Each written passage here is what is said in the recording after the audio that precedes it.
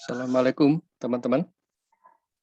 Waalaikumsalam warahmatullahi wabarakatuh. Waalaikumsalam. Kita mulai jam 1:30 ya. Baik, Pak. Ya, ini share screen saya sudah bisa dilihat ya. Sudah, Pak. Sudah, Pak. Sudah, Pak.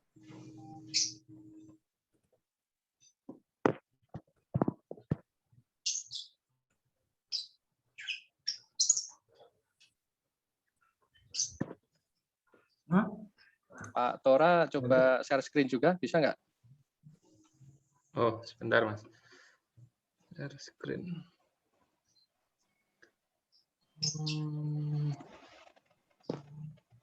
Bisa ya? Terlihat?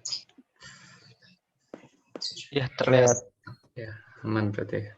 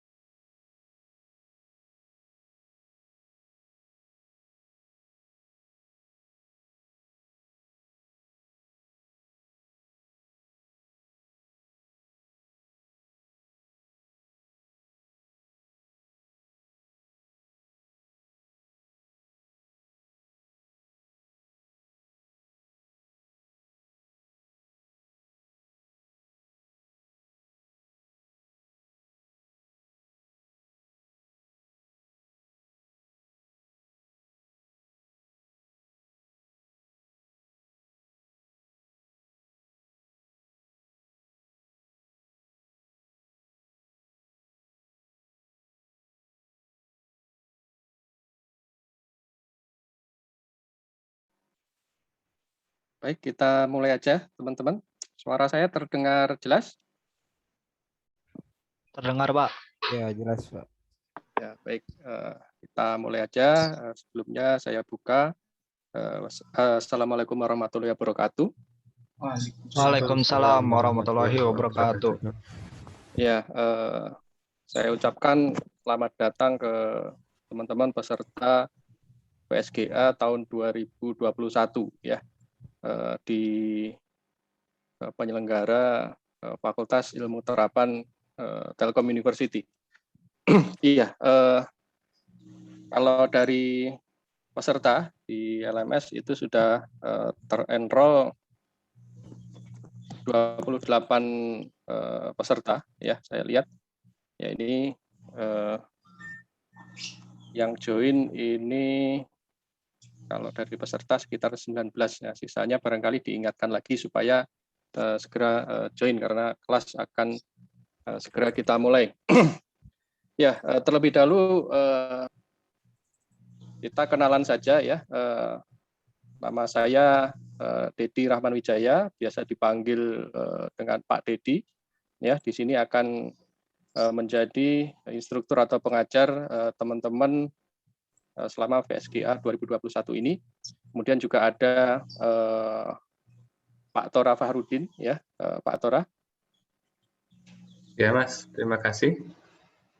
Ya, makasih Pak Tora. Kemudian juga ada administrator kelas, yaitu Mas Fahril. Ya, Pak. Ya, makasih Mas Fahril. Ya, nanti kami bertiga akan mendampingi teman-teman semua selama PSGA berlangsung mulai dari hari ini sampai kalau nggak salah akhir Agustus ya.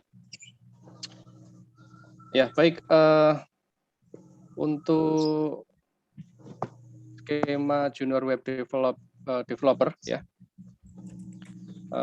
Ini adalah salah satu skema yang dibuka oleh Kominfo dalam rangka menyiapkan teman-teman untuk siap bekerja dengan dibekali sertifikasi profesional dari BNSP ya untuk Junior Web Developer. Ya, jadi tujuan akhir dari pelatihan ini ya PSGA ini itu adalah nantinya teman-teman akan dites untuk mendapatkan sertifikasi Junior Web Developer dari BNSP ya. Ya, jadi nanti ada 15 kali pertemuan untuk pelatihan, kemudian nanti setelah itu teman-teman akan diuji untuk sertifikasi kompetensi Junior Web Developer dari BNSP. Nah, sertifikasi ini sangat bermanfaat bagi teman-teman apabila nanti ingin bekerja ya sebagai lengkap nanti ijazah, juga ada sertifikasi profesional dari BNSP, di mana itu nanti akan jadi nilai tambah begitu ya. Jadi saya harapkan teman-teman di sini, semua teman-teman di sini bisa mengikuti pelatihan ini dari awal sampai akhir, kemudian lulus sertifikasi BNSP gitu ya. Amin ya rabbal alamin ya. Ya, jadi saya harapkan nanti konsisten begitu ya. Jangan sampai di tengah-tengah istilahnya apa ya, tidak hadir, kemudian ya sampai nanti tidak lulus sertifikasi. Jadi sayang. Jadi ini dibiayai full gratis oleh pihak Kominfo. Jadi ini adalah kesempatan yang baik sehingga teman-teman bisa memperoleh sertifikasi kompetensi secara gratis begitu ya. Nah, tapi biasanya kalau gratis itu kadang malah ini gitu ya, malah malas-malasan ya. Jangan ya, karena ini adalah program dari pemerintah. Jadi harus kita manfaatkan dengan baik ya. Tentunya kalau program pemerintah itu biayanya dari pajak gitu ya, dari pajak masyarakat juga gitu ya, dari teman-teman juga, dari orang tua teman-teman juga gitu ya. Jadi jangan sampai disia-siakan gitu ya. Oke, untuk output pelatihannya itu ada beberapa, ini barangkali sudah tampil ya, share screen saya ya. Tampil, Pak. Ya, dan Jadi nanti ada beberapa materi yang harus disampaikan, ada 7 materi terkait bidang kompetensi Junior Web Developer ini.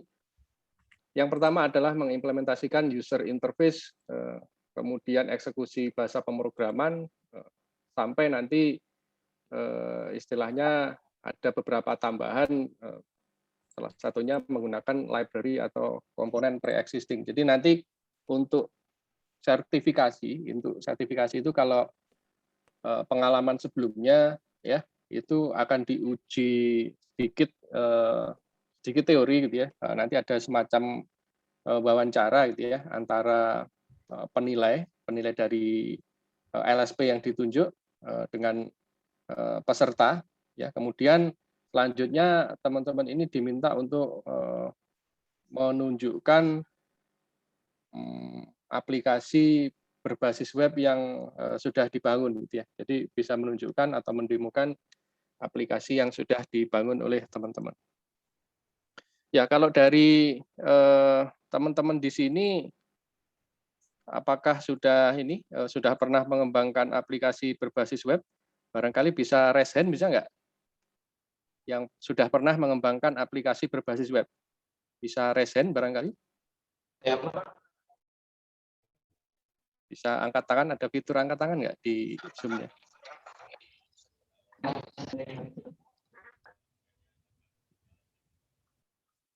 Oke, ada beberapa yang sudah angkat tangan ya.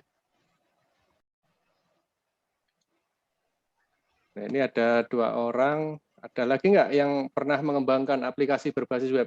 Masa cuma 2 orang? Saya yakin sudah pernah itu ya, tugas besar atau apa ya, tugas di sekolah ya, atau tugas waktu kuliah ya, itu juga bisa gitu ya, dianggap istilahnya sudah pernah gitu ya, mengembangkan aplikasi berbasis web. Ada yang lain barangkali? Masa cuma 2 orang? Tugas kuliah, tugas sekolah itu juga bisa itu. Mungkin nggak harus yang besar ya Mas Dedi ya, pokoknya pernah ini aja bikin untuk tugas atau untuk apa gitu. Iya, nggak perlu yang rumit, yang sederhana juga boleh. 3 orang, oke. Ada lagi barangkali? Oke, ada 5 ya. Nggak perlu yang rumit-rumit, nggak perlu yang besar, tapi yang kecil-kecil juga bisa itu nanti. Yang penting ini bisa mengakses database ya, bisa create, update ya, itu sudah dianggap ini sudah pernah begitu ya. Bisa insert, update, delete gitu ya. Tidak harus yang rumit-rumit gitu untuk junior web developer ini. Ada 6 orang, ada lagi nggak? Dari berapa nih? Dari 23 itu ada 6 orang. Ya. Ya, saya rasa yang ada di sini sebagian besar sudah pernah itu, cuman nggak ngaku aja. Gitu. Ya. Ini teman-teman ini ada yang dari SMK juga, ada yang dari kuliah juga ya? Sudah lulus kuliah juga ya? Baru lulus SMK, Pak. Oh, baru lulus SMK. Ya. Ada yang sudah kuliah, lulus kuliah? Saya Pak udah lulus kuliah Oh iya ya. Di mana kuliahnya? di Universitas Pikianggi Pak, Teknik Informatika. Iya iya ya. Hanya satu yang ini sudah kuliah. Sisanya SMA. Oke ya ya. Jadi kebanyakan kayaknya dari SMK ya. Oke, baik. Ya, tidak masalah dari SMK ataupun dari kuliah, nanti yang dites adalah ininya apa? Hasil pengembangan websitenya. Ya, baik. Untuk perkenalannya saya rasa cukup ya. Ini materinya cukup banyak, itu ada 15 kali pertemuan. Satu pertemuan itu bahkan ada yang sampai 100 slide lebih, jadi nanti kita tidak akan jelaskan secara detail per slide ya. Jadi yang kita pilih yang penting-penting saja gitu ya. Nah, kemudian kemarin kita sudah ini juga sampaikan di grup WA untuk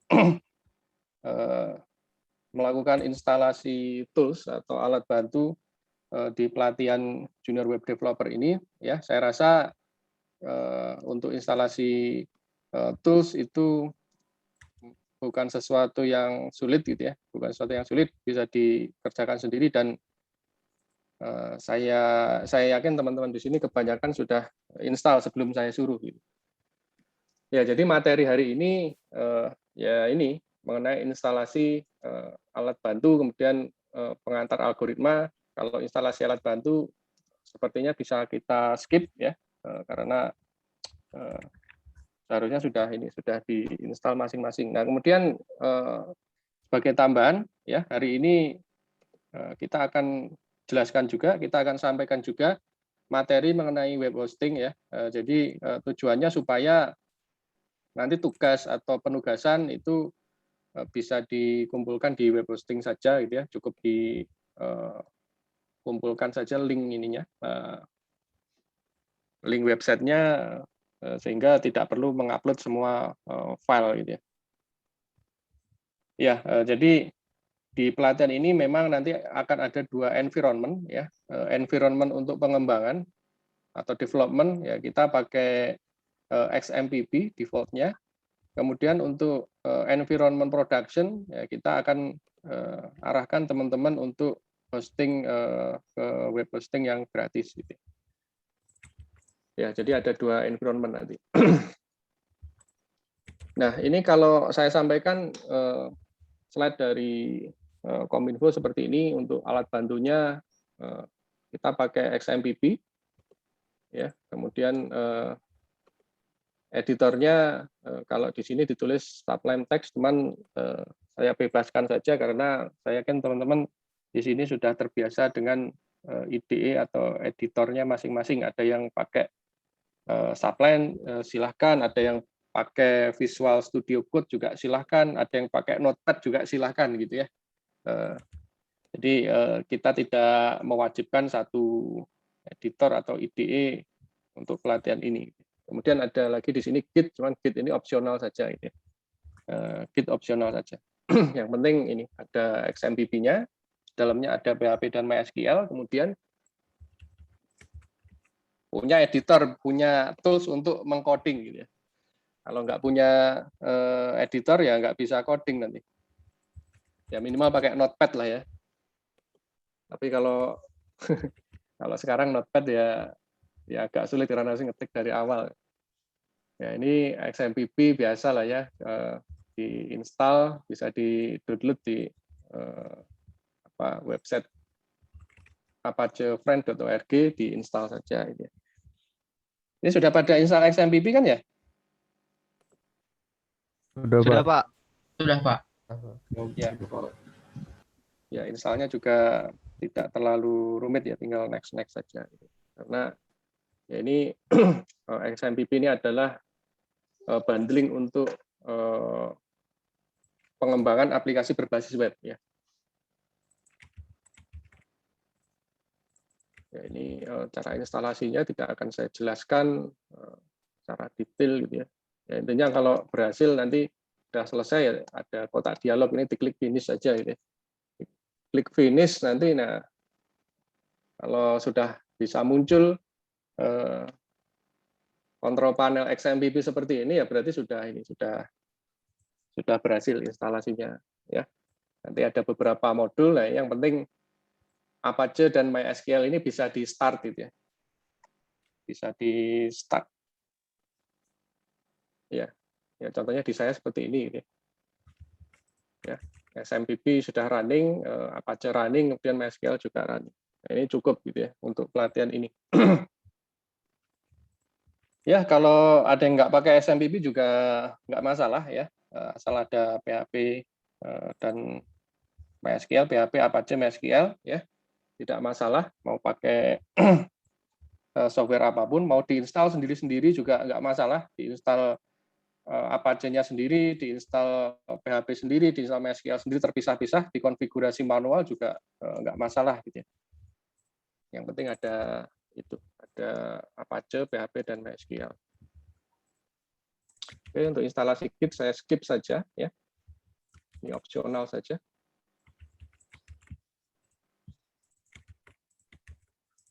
Nah, ini tadi sudah saya jelaskan. Teman-teman, untuk materi awal-awal ini memang lebih ke ini ya, instalasi alat bantu, kemudian teori, beberapa teori ya. Jadi nanti untuk banyak prakteknya setelah itu gitu ya. Jadi ada penjelasan ini dulu terkait tools dan teori terkait pemrograman gitu ya. Nah, ini saya lanjutkan. XMPP ya, itu adalah bagi yang belum tahu saja, XMPP ini adalah bundling, perangkat lunak bundling yang terdiri dari ini 3 komponen utama, Apache ya. Apache yang simbolnya bulu seperti ini, kemudian PHP ya.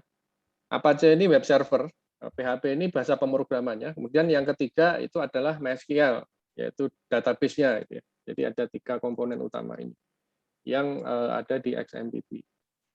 Ya, kalau versi yang gratis, MySQL versi yang gratis namanya MariaDB gitu ya. Ya sebenarnya sama saja gitu ya.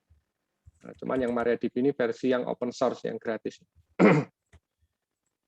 Nah, ini Apache web server ya, dia bertindak sebagai web server yang melayani permintaan klien atau browser kemudian dikembalikan dalam format HTML gitu ya, ke browsernya. Nah, kemudian MySQL atau MariaDB itu berfungsi untuk menyimpan data. Dia database yang fungsinya untuk menyimpan data. Nah, kemudian PHP ya. PHP itu adalah bahasa pemrograman khusus untuk aplikasi berbasis web ya. Ya, PHP ini banyak digunakan untuk pengembangan aplikasi berbasis web ya. Sampai sejauh ini masih banyak perusahaan-perusahaan yang platformnya menggunakan PHP ini gitu ya. Jadi masih paling populer hingga saat ini ya. Selain PHP ada beberapa bahasa lagi, itu ada JSP ya, basisnya bahasa Java. Kemudian ada ASP ya dari Microsoft, kemudian ada lagi yang berbasis Python juga, bahasa pemrograman Python ya. Cuman yang paling banyak digunakan ya tetap hingga saat ini PHP ya. Jadi kita masih pakai PHP. Nah, kemudian ini XMPP tadi. Kalau kita mau mengaktifkan ya tinggal diklik tombol start tadi ya. Kalau mau menonaktifkan servisnya ya tinggal diklik stop.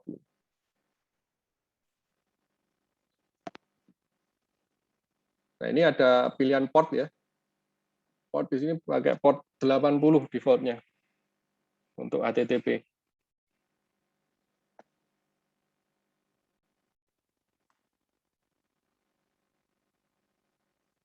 Ya, kalau web servernya sudah aktif, di sini contoh saya bikin file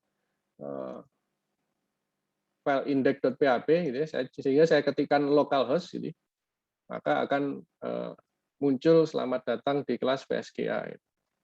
Nah, ini berarti Apache dan PHP-nya sudah aktif. Gitu. Kalau kita ketik localhost di browser ya. Ini untuk memastikan saja bahwa instalasinya sudah berhasil.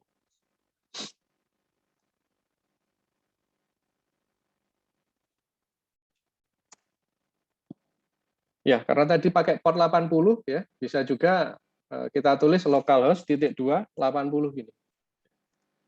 Ya, nanti sorry.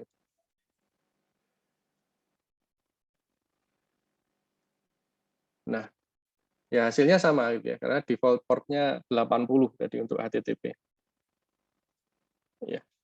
Ada beberapa kasus kita sudah pernah menginstal web server yang lain gitu ya. Kita sudah pernah install misalkan IIS gitu ya dari Microsoft, ada web server lain yang pakai port 80.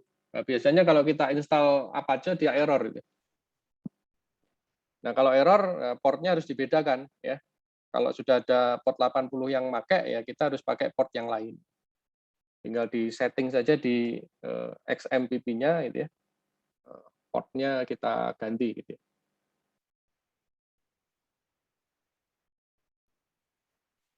Ya.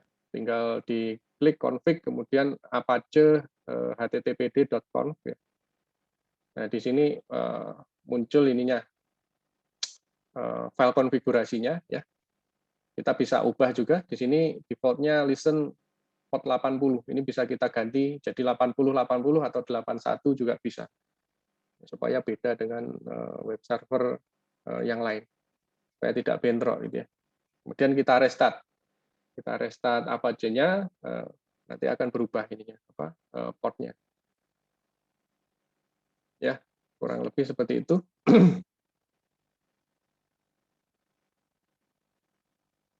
Nah, ini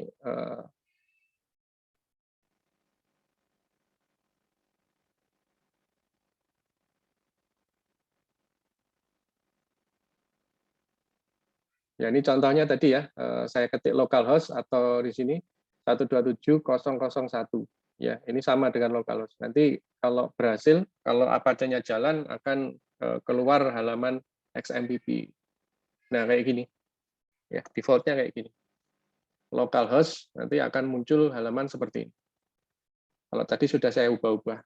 Nah, kalau kita membangun aplikasi berbasis web, ya, nanti file-filenya akan kita bisa taruh di direktori htdocs, ya, di file instalasi XMPP.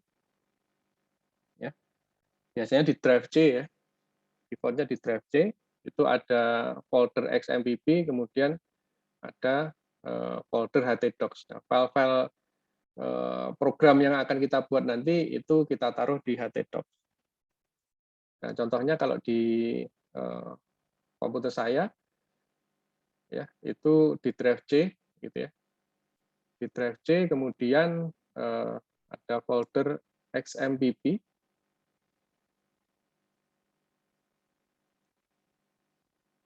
Nah, ini XMPP, ya. Nah, ini file instalasi XMPP-nya. Nah, program file PHP-nya itu kita taruh di htdocs ini. XMPP/htdocs. Ya. Jadi kita taruh di sini nanti untuk file-file ininya PHP-nya.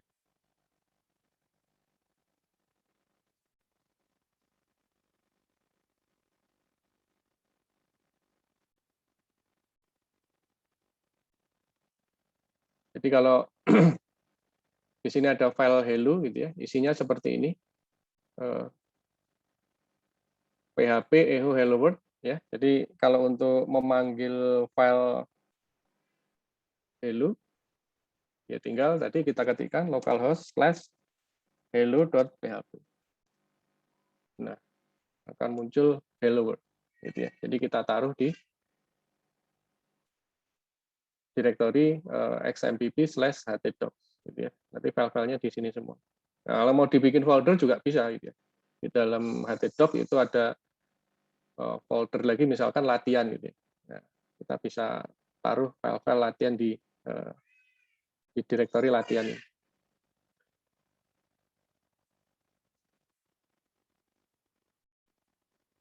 Oke, ini Git, ini saya skip saja ya.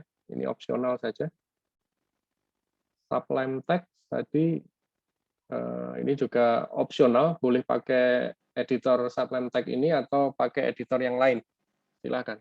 Setiap orang kan punya ini masing-masing gaya, masing-masing punya pilihan editor masing-masing. Jadi kita bebaskan saja.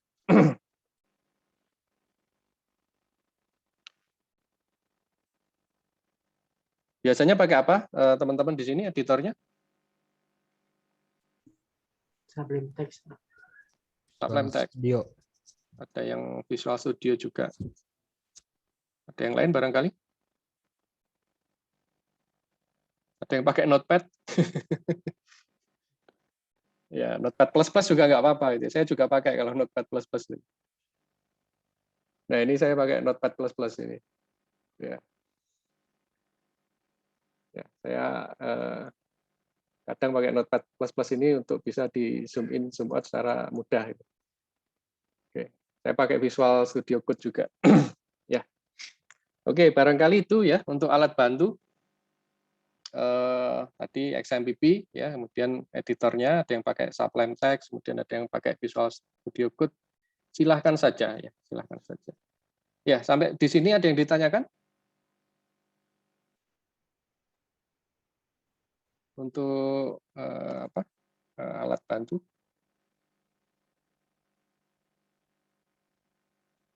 Ada yang raise hand? Siapa nih yang raise hand nih? Silakan.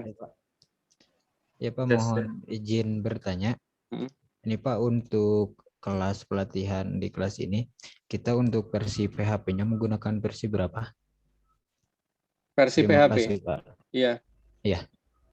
Kalau versi PHP sih, kalau saya ini versi PHP-nya PHP 7 kalau nggak salah ya. Bentar. Ya, kalau saya pakai XMPP-nya ini ya, XMPP versi versi 324 gitu ya. Seharusnya untuk versi PHP-nya tidak terlalu ini juga tidak terlalu obsolete juga itu ya. Ya, untuk versi PHP gimana Pak Tora? Ada Ya, kesepakatan barangkali? 73 kayaknya. Ini yang saya juga pakai itu Mas, XMPP 324 itu. Ya, PHP-nya versi 7 ya? Oh iya, sebentar saya cek dulu di PHP info. Ya, PHP-nya 73 ya. Iya. Biasanya sudah 737. pakai PHP versi 7 ya. Terima kasih Pak. Ya, Ya. sama-sama.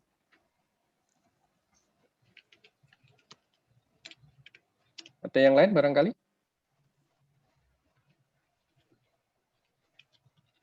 Cukup ya? Saya rasa sudah clear untuk instalasi tools dan alat bantu. Ya, ini saya sampaikan sedikit tentang pengantar algoritma dan flowchart gitu ya. Barangkali di sini teman-teman yang sudah pernah belajar pemrograman ya tentunya saya yakin sudah istilahnya di luar kepala gitu ya. Cuman kalau dari materi Kominfo ini ada silabus atau materi tentang pengantar algoritma ini, jadi tetap wajib kita sampaikan gitu ya. Ya, ini overview saja ya bagi teman-teman semua, karena saya yakin semuanya sudah pernah belajar algoritma dan pemrograman gitu ya, entah di bahasa pemrogramannya PHP atau bahasa pemrograman yang lain. Tapi secara konsep, secara prinsip yang namanya algoritma dan pemrograman itu sama gitu ya. Mau pakai bahasa pemrograman apapun secara konsep sama gitu ya. Jadi ada input, proses, output, kemudian di dalamnya ada percabangan, barangkali ada perulangan juga gitu ya. Nah, itu sama gitu ya. Semua bahasa pemrograman seperti itu.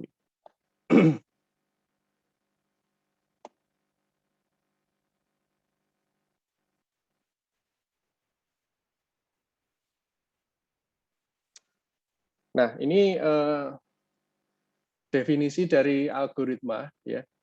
Algoritma itu adalah urutan langkah-langkah logis ya dalam penyelesaian suatu masalah yang disusun secara sistematis dan logis.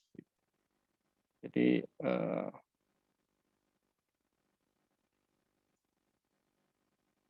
algoritma itu definisinya seperti ini gitu ya. Kata logis atau logika merupakan kata kunci dalam algoritma. Langkah-langkah dalam algoritma harus dapat ditentukan bernilai benar atau salah. Jadi algoritma ya intinya dia adalah urutan langkah-langkah yang sifatnya logis untuk menyelesaikan suatu masalah. Ya. Yang namanya langkah-langkah harus terurut gitu ya, terurut sekuensial ya, terurut sampai dari awal sampai selesai. Nah, di sini algoritma adalah kumpulan instruksi atau perintah yang dibuat secara jelas dan sistematis berdasarkan urutan yang logis untuk menyelesaikan suatu masalah. Ya, jadi di sini algoritma tadi sudah disampaikan itu adalah urutan perintah yang secara jelas dan sistematis ya. Jadi komputer itu dia sebenarnya istilahnya nggak pinter gitu ya. Dia nggak ngerti apa-apa gitu ya. Nah, supaya komputer itu paham gitu ya, paham bahasa manusia gitu ya. Nah, kita harus ngasih perintah, gitu ya. Kita harus ngasih perintah atau instruksi supaya komputer itu bisa menjalankan tugas sesuai keinginan kita, gitu ya. Nah, perintah-perintah tadi itu namanya algoritma. Ya. Algoritma. Jadi komputer kan hanya berupa hardware ya, berupa hardware.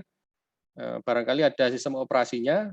Ya, kalau tidak kita program ya, kita tidak kasih algoritma, ya dia nggak akan bisa menjalankan tugas gitu ya.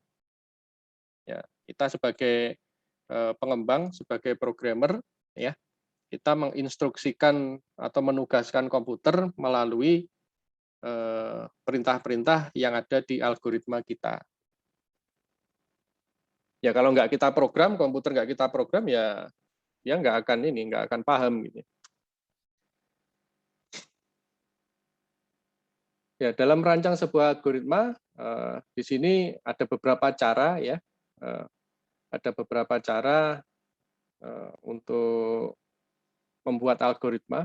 Yang pertama adalah membuat algoritma dalam bentuk diagram alir gitu ya, atau flowchart ya. Kemudian ada lagi kita bisa gunakan kode semu atau pseudocode ya. Lalu ada yang pakai algoritma dasar atau fundamental gitu ya. Nah, itu kita bahas terlebih dahulu yang flowchart ya. Flowchart atau diagram alir ya. Saya rasa minimal sudah pernah sudah pernah lihat gitu ya, meskipun belum pernah buat diagram alir itu seperti apa. Ya. Di sini flowchart adalah suatu representasi secara diagram yang mengilustrasikan urutan dari operasi yang dilakukan untuk mendapatkan suatu hasil. Ya. Jadi bentuknya dia gambar gitu ya. Bentuknya gambar, simbol-simbol begitu ya. Sehingga sebagian orang itu lebih mudah untuk memahami flowchart ini dibandingkan dengan pseudocode atau algoritma fundamental tadi gitu ya. Nah, kalau yang kode semu atau pseudocode contohnya seperti ini. Pseudocode adalah urutan baris algoritma seperti kode pemrograman tapi tidak memiliki sintaks yang baku. Nah, contohnya gini kalau pseudocode. Ada perintah start atau mulai, kemudian masukkan A, masukkan B, tampilkan A, kemudian N atau selesai. Gitu ya. Ini contoh pseudocode.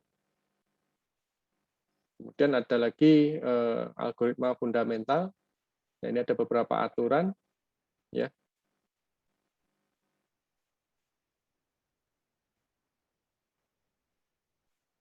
Nah, kemudian untuk komponen dari algoritma, ya, itu ada tiga komponen dari sebuah algoritma. Ya. Yang pertama, dia butuh input, gitu ya. Dia butuh masukan atau input.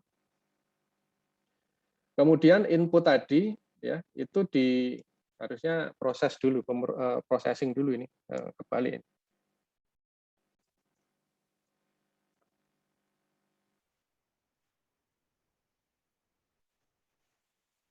Ya, jadi sebuah algoritma dia pasti butuh inputan atau masukan dulu, kemudian dari inputan itu diproses, komponen pemroses, lalu hasil pemroses tadi dikeluarkan gitu ya, atau di-outputkan. Jadi input, proses, output. Gitu ya. Ya semuanya begitu gitu ya. Kalau kita membuat program ya tentunya dia butuh input. Gitu ya. Inputnya apa, kemudian prosesnya bagaimana. Gitu ya. Apakah ada percabangan di situ, ada perulangan, ya. Kemudian hasilnya ditampilkan, ya. Dan begitu. Nah ini yang pertama adalah komponen input, ya. Komponen input ini meliputi beberapa hal, itu antara lain adalah variabel. Variabel itu digunakan untuk menampung data, ya. Kemudian ada lagi jenis dan tipe variabel, ya, tipenya apa, apakah dia numerik atau teks atau boolean, benar atau salah begitu.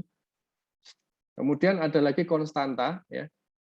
Bedanya variabel dan konstanta, kalau variabel itu nilainya berubah-ubah, ya. Kalau konstanta nilainya tetap, ya. Itu bedanya. Nah, kemudian ada lagi parameter. Ya.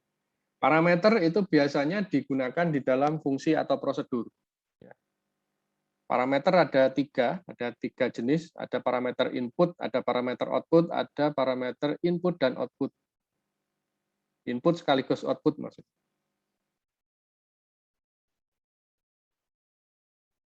Kemudian ini komponen luaran atau output.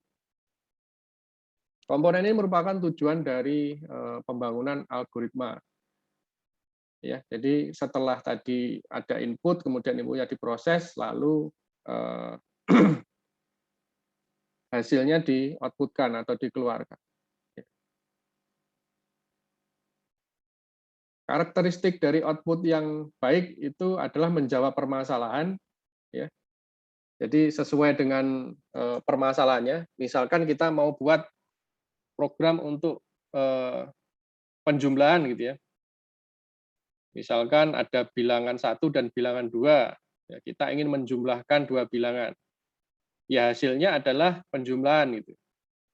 Jangan nanti pinginnya bikin penjumlahan tapi hasilnya adalah pengurangan atau perkalian. Nah, itu tidak menjawab permasalahan gitu ya. Ya keluar hasilnya, cuman hasilnya tidak sesuai begitu ya. Jadi karakteristik output yang baik itu adalah menjawab permasalahan gitu. Diminta untuk bikin penjumlahan 2 buah bilangan, tapi yang jadi adalah pengurangan. Nah, itu berarti tidak terjawab permasalahannya. Nah, kemudian selain itu juga tampilan output-nya itu friendly atau ramah itu ya. Jadi ketika tujuan sudah tercapai, yang dipikirkan selanjutnya adalah tampilan yang bagus gitu ya, yang friendly gitu ya tentunya.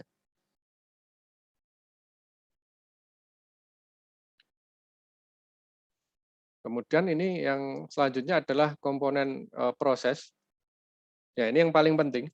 Yang paling penting karena proses ini menentukan luarannya benar atau salah gitu ya. Kalau prosesnya benar ya insya Allah luarannya juga benar. Tapi kalau prosesnya salah, biasanya luarannya juga salah itu. Bisa nggak Pak prosesnya salah, luarannya benar? Ya kadang-kadang begitu. Cuman itu karena beruntung saja gitu ya. Ketika beruntung, oh ternyata benar gitu. Tapi ketika dicoba inputan yang lain, hasilnya pasti salah. Nah, di dalam proses ini ada beberapa logika ya, seperti percabangan ya, perulangan, ya, kemudian ada rekursif ya, perbandingan, penggabungan dan sebagainya. Gitu ya. Ini adalah komponen yang paling penting di proses ini.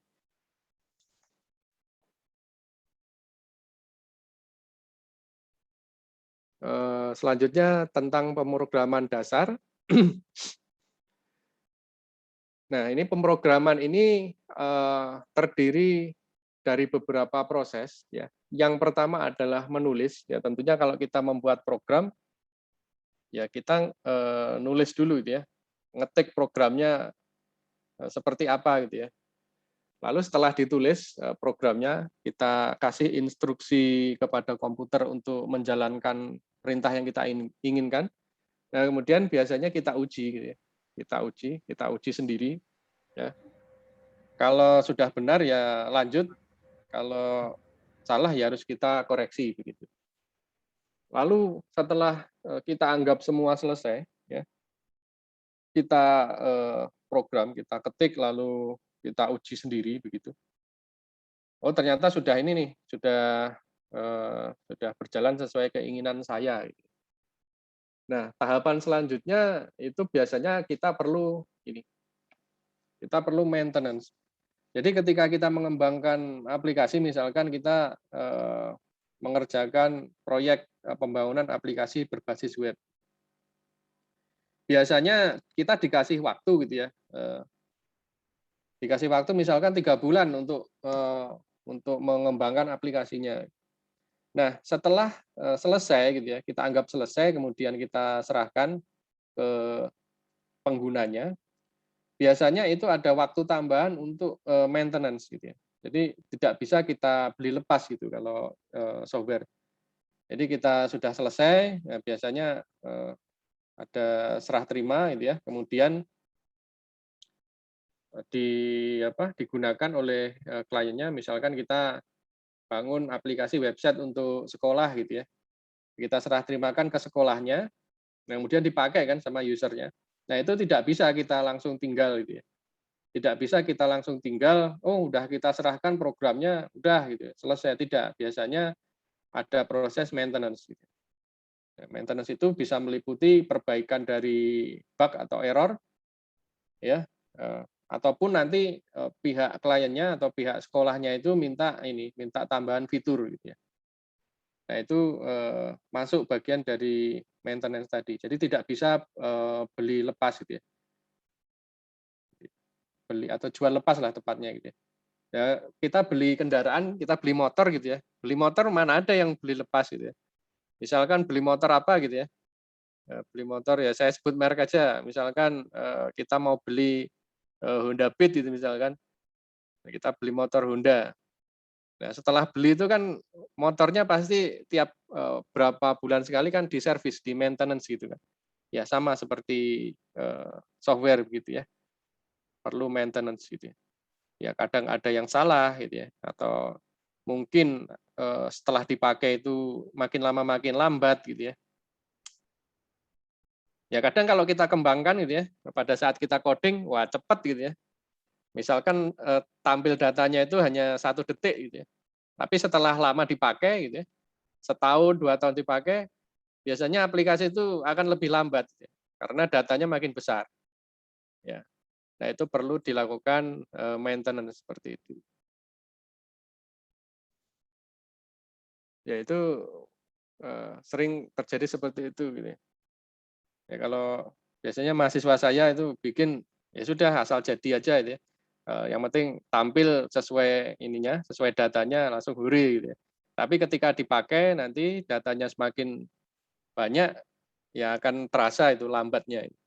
Karena ada program, ada algoritma yang salah atau perintah query-nya ada yang salah gitu. Ada yang kurang optimal begitu.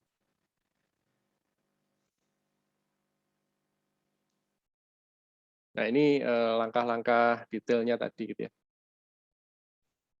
Nah, ini saya cerita aja itu ya. Ini tidak perlu saya jelaskan, tidak perlu saya baca satu persatu gitu ya. Jadi dari pengalaman seperti itu gitu ya. Nah, ini proses tadi ya, proses untuk pemrograman tadi. Jadi dimulai dari originating, ya ini tahap pengembangan ya, sampai kemudian input, proses output, sampai nanti distribusi ininya, softwarenya. Nah, kemudian di sini ada storage juga ya. Aplikasi yang baik itu setiap action, setiap user itu istilahnya melakukan aktivitas di aplikasinya itu tercatat itu. Aplikasi yang baik seperti itu. Ya, jadi ada lognya itu, namanya event log. Gitu. Jadi ketika misalkan user itu setelah masuk klik menu home, kemudian dia ngakses menu apa gitu ya. Itu aplikasi yang baik itu biasanya mencatat itu aktivitas user itu tadi. Gitu. Misalkan kita mau mau membuat aplikasi e-commerce gitu ya.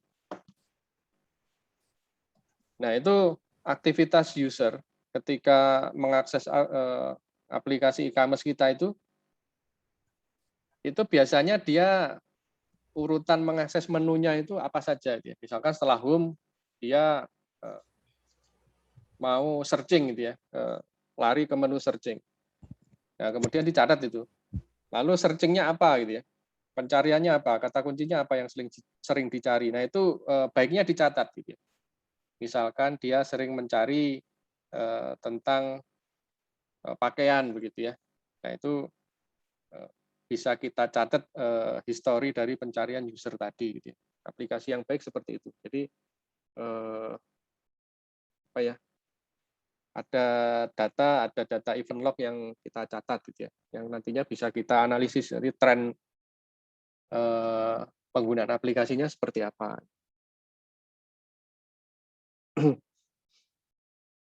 Ya, kemudian di sini membahas juga bahasa pemrograman ya. Kalau tadi algoritma. Algoritma dan bahasa pemrograman itu adalah dua hal yang berbeda. Ya. Kalau algoritma itu logikanya, ya, logika dasarnya, ya, logika dasar untuk menyelesaikan sebuah permasalahan. Nah, kalau bahasa pemrograman itu ya bahasanya. Bahasa pemrograman ada macam-macam. Contohnya adalah bahasa pemrograman berbasis web, ya ini PHP ini, teman. Ada PHP, ada ASP, ada JSP, ada Python gitu ya, yang sekarang banyak dipakai.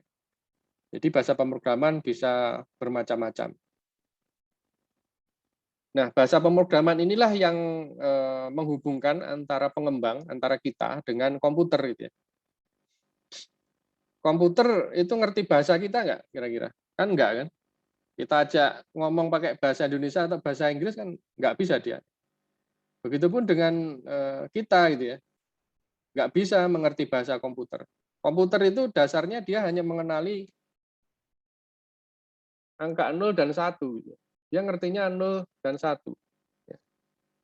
Dia nggak ngerti, huruf ABC itu nggak ngerti sebenarnya. Ya, dia bahasanya biner, gitu. 0 dan 1. Dia misalkan kita minta untuk menampilkan halaman web gitu ya. Ya, kalau kita langsung minta pakai bahasa manusia gitu ya. Hei komputer, tolong tampilkan halaman web Diskominfo. Ya dia nggak akan ngerti. Gitu. Karena dia ngertinya 0 dan 1 tadi. Begitupun manusia gitu ya. Manusia juga bingung kalau disuruh ngomong pakai bahasa komputer.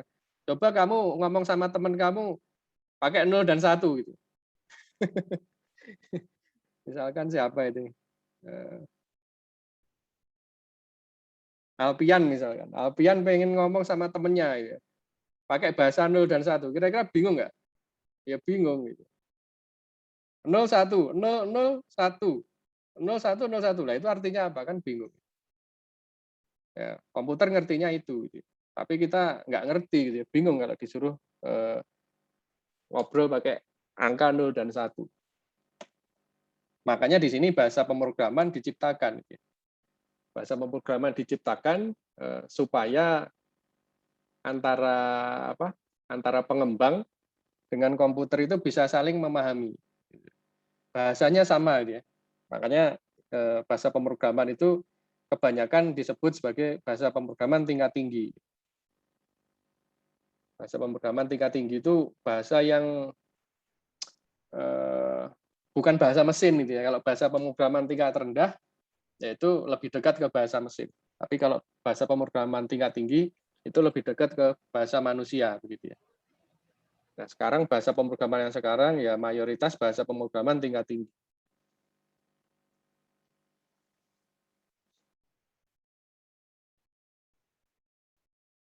Nah, ini ilustrasi dari bahasa pemrograman ya. Ada beberapa instruksi di sini, instruksi 1, instruksi 2, instruksi 3 sampai instruksi ke N. Nah, ini dieksekusi secara terurut. 1 dulu dikerjakan, 2 dikerjakan, selesai, 3 dikerjakan, 4 dikerjakan, baru instruksi ke N. Jadi tidak bisa gitu, instruksi 1 loncat ke instruksi 3 gitu. Itu tidak bisa dilakukan. Tetap terurut. Karena algoritma itu dia salah satu sifatnya adalah sekuensial atau terurut. Nah, ini tadi yang saya singgung tadi ya. Bahasa pemrograman dibedakan menjadi 2. Yang pertama adalah bahasa pemrograman tingkat rendah. Beruntunglah teman-teman yang hidup dan lahir di masa sekarang gitu ya. Karena tidak pernah menggunakan ini bahasa pemrograman tingkat rendah gitu ya. Kalau pernah pakai bahasa pemrograman tingkat rendah, wah ini ada yang pernah pakai nggak? Saya rasa nggak ada yang pernah ya pakai bahasa assembler gitu dulu. Itu menampilkan angka atau huruf saja itu setengah mati itu. Instruksinya banyak dan lumayan rumit. Ya. Kalau sekarang kan kalau ingin cetak huruf atau angka kan tinggal print gitu saja atau echo gitu ya. Langsung muncul. Kalau dulu enggak gitu ya. Dulu layarnya hitam, kemudian kalau ingin menampilkan sesuatu ya usahanya luar biasa gitu ya, ngetiknya banyak dan rumit. Nah, kebanyakan yang sekarang kita pakai itu yang ini, bahasa pemrograman tingkat tinggi. Ya, ini bahasa yang sudah mendekati bahasa manusia. Ya, kalau yang tingkat rendah itu lebih dekat ke mesin. Kita yang harus paham mesin. Gitu. Ya, mesin susah dipahami. Gitu. Mesin susah dipahami. Tapi kita istilahnya mau tidak mau kalau zaman dulu ya harus ngerti sedikit bahasa mesin. Gitu. Nah, sekarang terbalik gitu ya. Mesin yang harus lebih paham ke bahasa manusia gitu ya. Makanya diciptakan ini bahasa pemrograman tingkat tinggi. Ya, salah satunya ya tadi PHP ya, yang nanti akan kita pakai Java, C++, Pascal gitu ya. Python gitu. Itu contoh bahasa pemrograman tingkat tinggi, ya, lebih dekat ke bahasa manusia.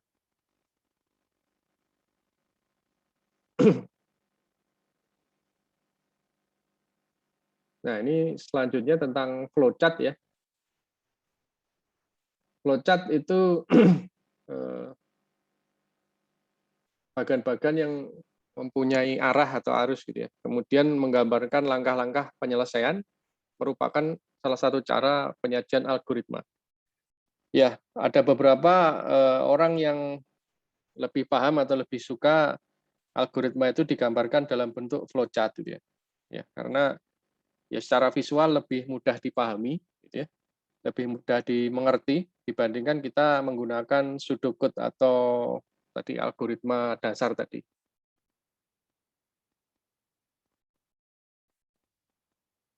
Nah, ini flowchart dapat memberikan gambaran yang efektif, jelas, dan ringkas tentang prosedur logik.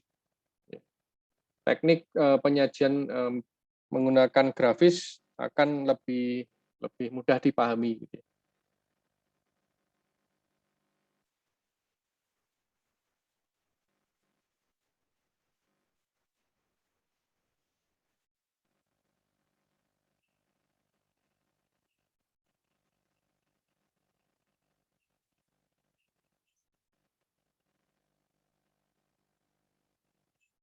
Nah, ini jenis atau model flowchart ini dibagi menjadi dua. Yang pertama adalah sistem flowchart, ya. Kemudian ada program flowchart. Ya. Sistem flowchart, ya, itu menggambarkan suatu sistem peralatan komputer dalam pengolahan data. Tidak digunakan untuk menggambarkan urutan langkah untuk memecahkan masalah secara spesifik, ya. Hanya untuk menggambarkan prosedur dalam sistem yang dibentuk. Nah, contohnya begini, ya. Keyboard, ya, kemudian dari keyboard ke CPU, CPU nanti mengakses disket, gitu ya. Kemudian CPU ke VDU. Nah, yang kedua itu adalah program flowchart. Nah, berbeda dengan yang sistem flowchart tadi, program flowchart itu menggambarkan urutan logika dari suatu prosedur pemecahan masalah. Jadi masalahnya spesifik gitu ya, khusus. Ini kita bisa menggunakan program flowchart ini. Nah, ada dua juga, dibagi menjadi dua, yaitu yang pertama konseptual flowchart, menggambarkan alur pemecahan masalah secara global. Kemudian ada yang kedua detail flowchart, menggambarkan alur pemecahan masalah secara rinci. Nah, ini contoh flowchart ya. Ya tadi ada input, proses, output. Nah, kalau digambarkan menggunakan flowchart ini contoh gitu ya. Dari mulai start ya, kemudian kita minta input berapa data, misalkan n gitu ya. Nah, kemudian prosesnya di sini ada perulangan gitu ya. Perulangan dari 1 ke n ya. Perulangan dari 1 ke n untuk menjumlahkan bilangan. Nah, hasilnya nanti akan dikeluarkan di sini. Print jumlah dari hasil perulangan tadi.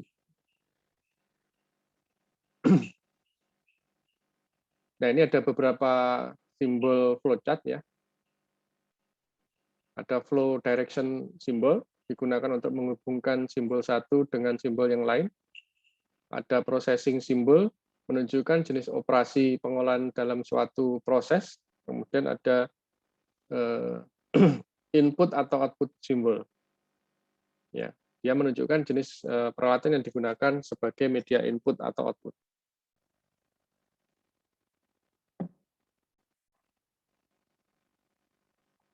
Nah, ini simbol-simbolnya ya. Flow direction ya, bentuknya biasanya panah seperti ini. Panah keluar, panah masuk dan sebagainya. Kemudian ada communication link, ada simbol konektor, lalu ada simbol offline konektor. Kemudian simbol untuk processing ya. Simbol proses itu biasanya digambarkan dalam bentuk persegi panjang seperti ini. Kemudian simbol manual bentuknya ini namanya apa ini? Trapesium ya, atau apa ini? Kemudian ada belah ketupat untuk decision, yes or no biasanya. Kemudian ada simbol seperti ini, predefined process, lalu ada bentuk kotak yang sudutnya oval seperti ini adalah simbol terminal, biasanya start atau stop ya isinya. Ini processing simbol yang lain. Ini simbol input atau output. Yang bentuknya seperti ini simbol dokumen. Kalau bentuknya seperti ini, bentuknya seperti ini display, simbol display. Ini simbol flowchart standar ya. Kemudian untuk kaidah atau prinsip pembuatan flowchart, ya tentunya harus ada start dan end-nya ini, ada mulai dan akhir. Nah, di antara start dan end itu ada input ya, ada proses, ada output.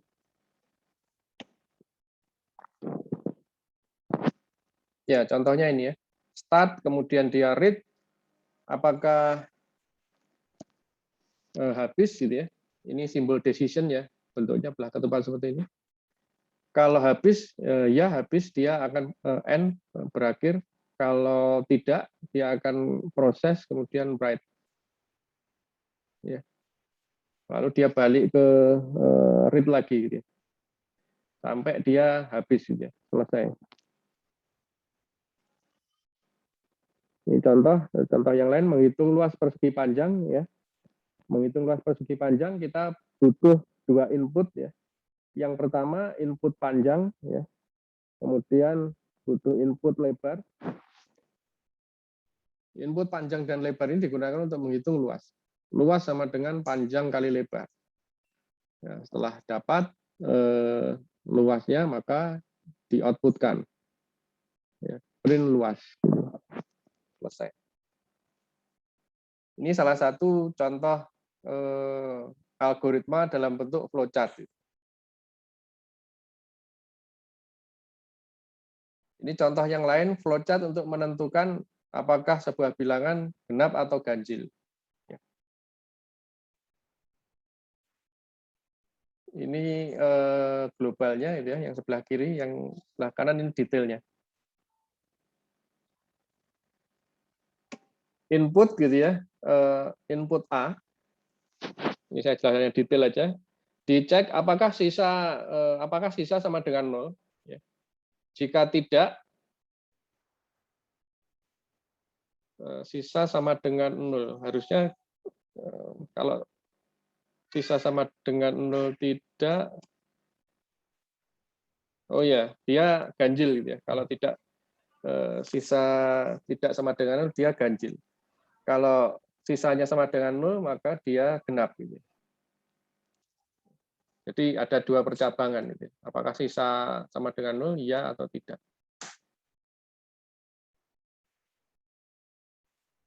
Ya, barangkali itu untuk pengantar algoritma dan pemrograman ya. Untuk selanjutnya kita masuk ke materi hosting ya. Ya, hosting sendiri sebenarnya kita bisa pakai hosting yang berbayar ya, dan juga bisa pakai hosting yang gratis gitu ya. Ya cuman kalau hosting yang berbayar ya tentunya kita harus bayar ya. Kita harus bayar tapi ya fasilitasnya lebih bagus dibanding yang gratis. Kalau yang gratis ya namanya gratis gitu ya. Yang namanya gratis ya fitur-fiturnya terbatas. Dia agak lambat gitu ya. Bandwidth-nya lebih kecil, kemudian barangkali ada batasan-batasan tertentu. Sehari hanya bisa diakses berapa kali hit. Kemudian ukuran storage-nya juga dibatasi gitu ya. Kalau berbayar ya biasanya yang paling rendah biasanya 500 atau 750 mega gitu ya. Atau ada yang 1 giga juga. Tapi kalau yang gratis biasanya berapa Pak Tora kapasitasnya? Yang mau kita coba 300 mega, Mas. 300 cukup lah ya untuk latihan saja gitu ya. Untuk latihan saja 300 mega kita pikir cukup gitu ya. Cukup, ya. Kecuali nanti mau bikin konten video terus diupload di hostingannya ya ambiar itu nanti. Disuruh upgrade hosting langsung gitu. Gitu ya. Ya, silakan Pak Tora untuk materi hosting. Baik, terima kasih Pak Dedi. Mana saya akan coba share ya, teman-teman.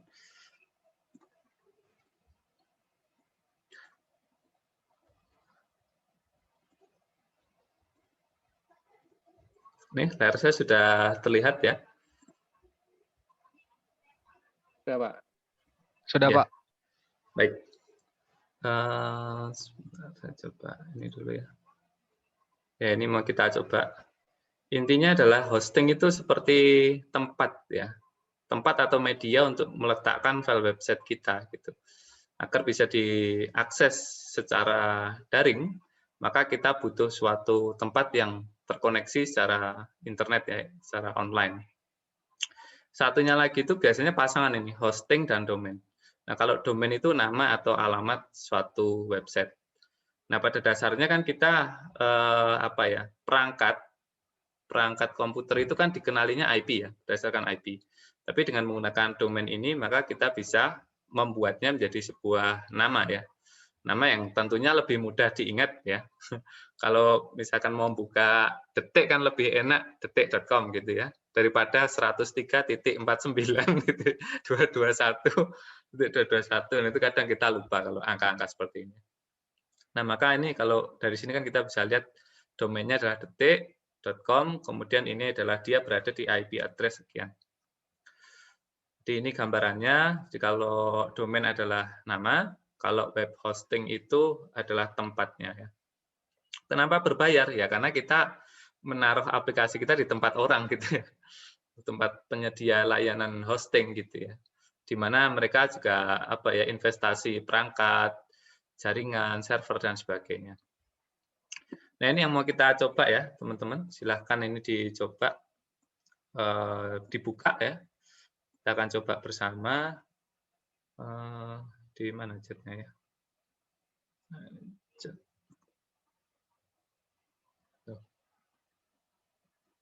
Nah, bisa diklik itu. Dari sini kita bisa intinya kita akan pakai ya,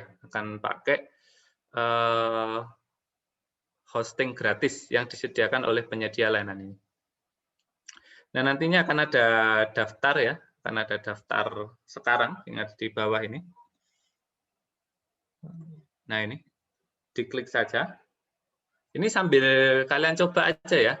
Nanti barangkali ada yang ketinggalan, silahkan Pak, saya ketinggalan. Bagian mana yang ketinggalan, kita bisa lihat bersama ya. Kebetulan kalau saya sudah daftar gitu, jadi mungkin saya akan pakai slide saja ya. Nah, nanti baru kalau sudah terdaftar semua, baru nanti saya akan buka yang punya saya. Seperti itu. Ini diklik saja, daftar. Nah, ini yang tadi ini ya Pak sama Pak Dedi ya. Jadi pilihannya memang akan menentukan pertama adalah jumlah website yang bisa kita dapatkan. Kedua adalah batasan storage ya yang diberikan ke kita. Terus termasuk juga bandwidth ya. Bandwidth ini pengaksesan ya. Jadi kalau semakin besar ya, kita ini kan harganya semakin mahal. Nah, itu bandwidth-nya menjadi tidak terbatas. Jadi semakin cepat. Nah, nanti dirasakan sajalah ya. Kalau kita ngakses yang gratisan ini memang nanti agak lama. Tapi nggak apa-apa kan buat belajar ya. Terus ini tidak ada email dan tidak ada support untuk bantuan. Nah, ini yang membedakan ya. Kenapa harganya berbeda-beda? Karena ada perbedaan tadi. Silakan saja diisikan ya. Nanti ketika mendaftar diisikan email sama buat password. Nah, menurut saya disimpan aja ya passwordnya. Atau kalau kalian ingatannya bagus, silahkan dicatat. Kalau saya kebetulan ya nggak bagus, jadi saya biasanya saya catat. Dan berbeda-beda ya passwordnya untuk aplikasi yang lain. Nah, ini kalau mau disamakan sama email juga nggak apa-apa, bebas saja. Ini diisi email, ada password dan konfirmasi password. Sudah sampai sini, teman-teman? Sedang dicoba, Pak. Sedang, oke. Web hostnya lemot atau cepat?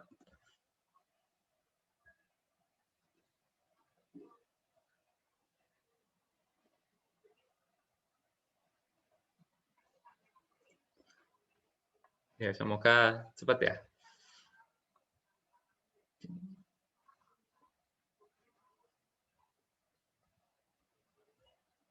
Oke, kita lanjut atau kita tunggu?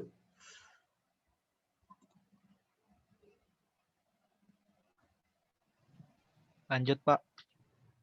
Baik. File ini juga sebenarnya sudah ada di LMS ya, sudah kami hosting ke situ gitu ya. Kami saya taruh di situ. Jadi bisa di-download sama kalian ya. Nah, kemudian intinya nanti setelah mendaftar itu dia akan mengirimkan sesuatu yang harus kita klik ya. Jadi dia dikirimkan ke email yang tadi kita isikan, email yang ada di sini.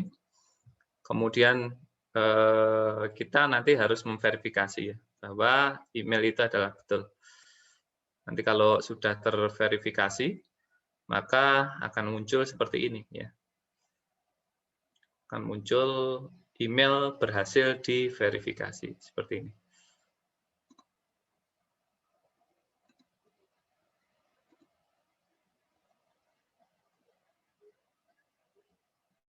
Ya.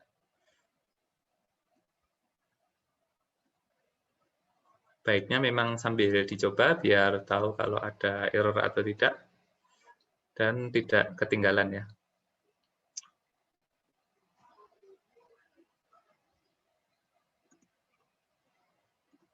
Bagi yang sudah pernah hosting, saya pikir sudah nggak ada masalah ya. Tapi kalau bagi yang belum pernah, biasanya ini sesuatu yang baru gitu. Bahkan termasuk di mata kuliah juga seperti itu. Anak-anak yang belum pernah hosting, pasti ya setidaknya akan kesulitan gitu ketika benar-benar kalau disuruh hosting sama pembimbingnya. Tapi kalau kita sudah pernah nyoba, ya setidaknya kita tahu, oh seperti itu ya. Karena beda ya, pengalaman saya mengajar itu juga ya sangat inilah ya, sangat beragam ya. Katakanlah saya pakai framework ya, framework itu sudah diajarin ya, nulisnya kalau secara aturan harus dimulai dengan huruf besar di depan. Ya ada yang pakai huruf kecil. Efeknya adalah kalau di Windows karena dia tidak case sensitif mungkin jalan. Begitu kita pindah ke Unix dan kebanyakan adalah Unix ya, maka itu baru kelihatan errornya. Dia error. Harus ganti satu-satu lagi, nama filenya diganti, depannya huruf besar. Seperti itu ya. Jadi ini nanti kita akan melihat ya beberapa error itu biasanya terjadi karena penamaan filenya. Kalau di Windows biasanya huruf besar, huruf kecil itu tidak diperhatikan. Jadi kadang kita bikinnya huruf besar, tapi pas kita panggil huruf kecil. Nah, tapi kalau di Linux atau di Unix itu case sensitif. Jadi ya biasanya salah gitu. Kalau kita nggak konsisten nulis huruf besar, huruf kecilnya itu biasanya akan error. Oke, sudah. Kita lanjutkan.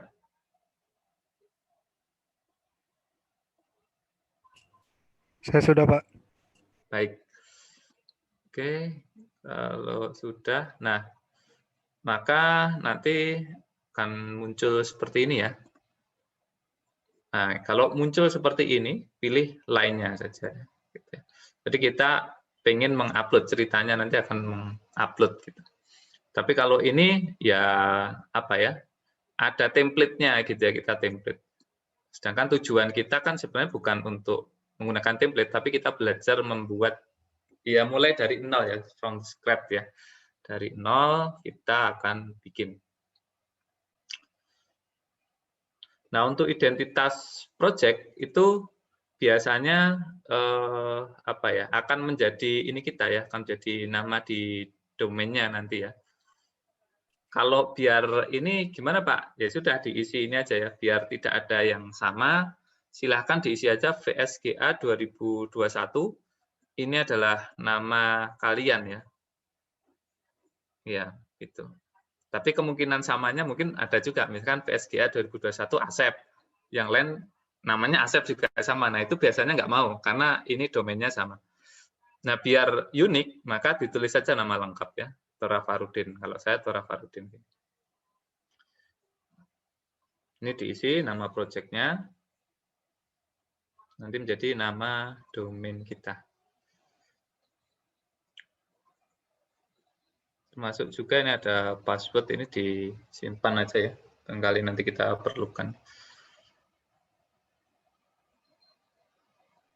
Atau disamain dengan yang tadi juga nggak apa-apa.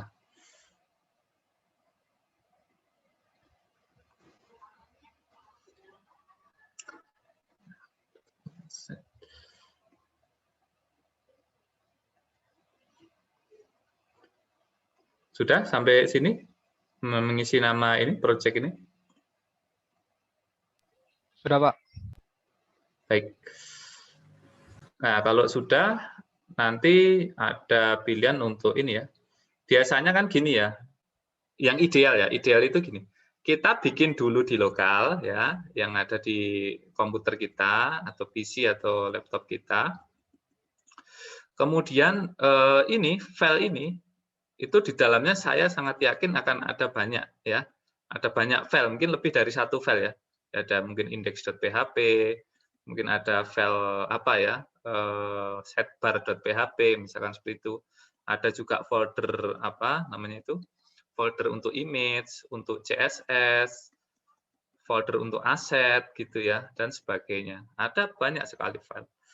Akan sangat melelahkan kalau harus satu-satu. Nah, nantinya ujungnya itu sebenarnya gini, ketika kita sudah membuat web di lokal, nah nanti ini filenya akan di zip saja ya, di zip atau di rar. Sepertinya kalau ini dia supportnya yang zip, di zip saja, jadi satu, kemudian nanti baru kita upload, gitu ya. Jadi nanti kita akan pilih ini ya, upload your set. Nanti kita akan mendapatkan sebuah directory, di situ ada public HTML. Nah nanti kita taruh di situ. Ini sama persis kalau kita menaruh di lokal itu namanya tadi yang diinikan Pak Dedi ya, htdocs. Yang sudah ditunjukkan Pak Dedi, htdocs itu isinya sama ada dengan di public HTML. Oke. Nah, ini yang tadi saya bilang ya. Jadi ini yang disebut dengan cPanel. cPanel itu apa? Yaitu panel kontrol layanan host web pada Linux yang memberikan tampilan grafis dan peralatan otomasi yang dibuat memang khusus untuk memudahkan proses hosting. Jadi memindahkan dari lokal ya, dari lokal komputer kita diunggah ke hosting, kita bisa pakai si panel ini. Sedangkan public HTML ini adalah direktorinya ya, tempat kita menyimpan file-file website kita taruh di bawah public HTML. Kalau kita pakai jasa hosting yang manapun ya sama seperti ini. Memang strukturnya biasanya seperti ini. Oke, sampai sini ada pertanyaan? Atau sudah ada yang sampai ke sini di titik ini? Enggak? Atau ada yang ketinggalan? Atau ada yang ada masalah? Silahkan ini ya, jangan khawatir, silahkan berbagi saja dengan kami. Kita coba bantu, misal ada masalah, selama masih bisa kita bantu.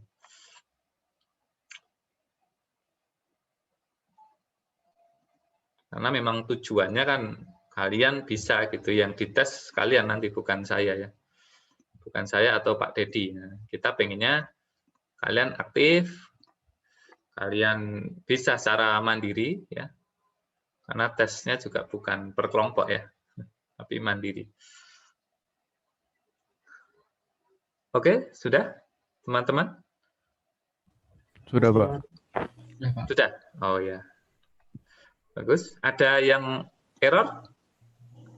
Aman? Masih loading, Pak. Oh, masih loading. Ya. Karena kalian mengakses secara bersamaan sebenarnya. Ya, ya. Ditunggu saja ya.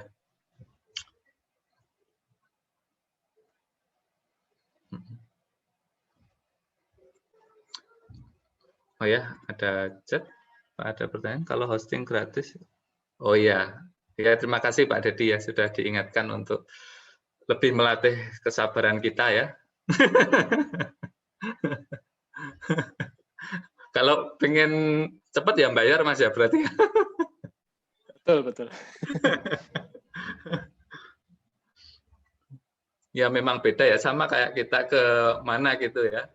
Kalau yang biasa ke rumah sakit pakai layanan yang biasa kan ngantrinya banyak.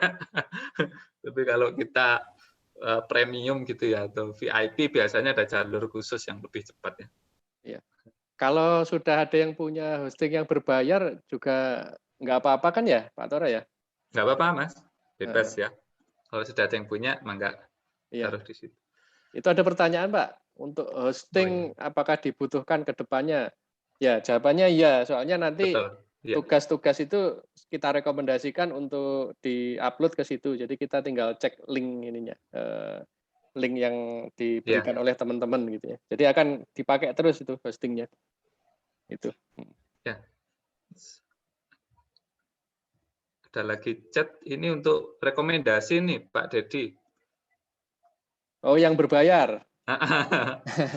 Kalau saya biasanya pakai Domainnesia. Ya, Domainnesia sama. Domainnesia. Ya, kalau ada yang lain juga bisa. Kalau saya biasanya pakai Domainnesia. Atau kalau yang Pak Sandika Gali itu niaga hoster itu juga ada. Kalau mau manfaatin diskonnya kan biasanya ada tuh. Masukin kode nanti dapat diskon. Ada banyak pilihan ya Pak Dedi ya sebenarnya ya. Ya ada banyak, betul. Banyak sekali. Kalau zaman sekarang itu kayak kita belanja Shopee itu biasanya sih ya.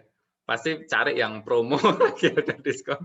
Fiturnya sama, ada promo. Nah, biasanya udah suka ke situ. Mangga saja sih.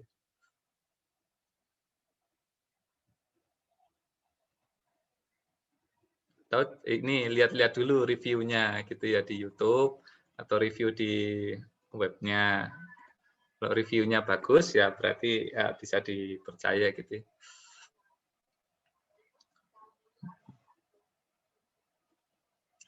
Oke, sudah kita lanjutkan ya teman-teman ya. Baik. Nah, intinya nanti gini ya. Jadi intinya kalau kalian nanti ada tugas bisa ngupload satu-satu filenya, tapi bisa juga sebenarnya dibundle dulu ya, kita kompres dulu, kita ikat dulu. Nah, diikat ini kan makanya gambarnya itu kan seperti buku diikat ya. Karena itu kan kompresi, semua file diikat jadi satu gitu ya. Sehingga kita cukup mengupload satu file ini. Nah, maka nanti caranya adalah dengan kita cukup mengkompres ini ya dengan zip ya. Karena sepertinya kalau RAR nggak bisa. Kemudian kita oke, jadilah satu file. Nah, file itu nanti kita akan upload ya, kita akan upload. Nah, khusus untuk hosting yang ini, web host ini ada satu file unzipper.php. Oh iya, ini sepertinya belum saya kasih ya. Oke, nanti saya upload ke LMS ya, teman-teman ya. Jadi kenapa Pak kok pakai ini? Karena Kalau hosting biasa itu begitu file kita upload, kita ekstrak, dia nggak ada masalah gitu ya. Klik kanan ekstrak nggak ada masalah. Nah tapi khusus yang ini tuh di klik kanan ekstrak error. Saya cari-cari ternyata memang harus ada file unzipper ini. Seperti itu.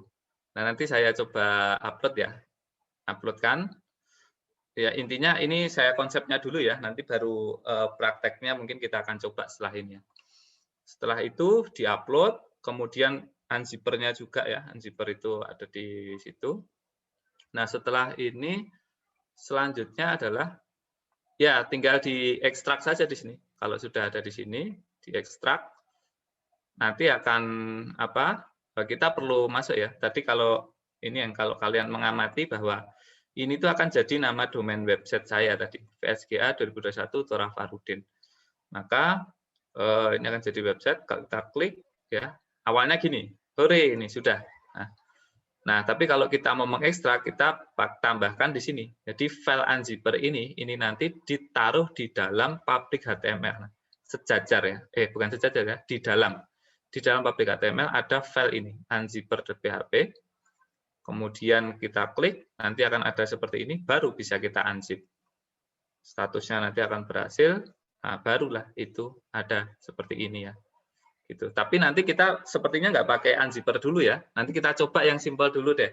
Kita bikin index.php atau bikin ini ya.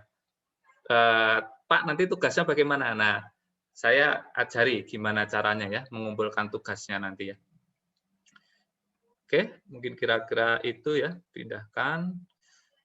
Nah, kalau ini dulu contoh ya, contohnya seperti ini. Jadi yang coba.php itu akan jadi seperti ini. Dan kalau ini diisikan, diklik, maka dia akan mengeluarkan isiannya tadi ya, sesuai input formnya tadi. Oke, saya kira itu kita coba saja ya ininya ya. Nah, ini di tempat saya ya. Home. Nah, ada di file manager ya. Nah, di sini kan ya. Oke. Nah, kita coba ya, teman-teman ya. Kita coba misalkan nih.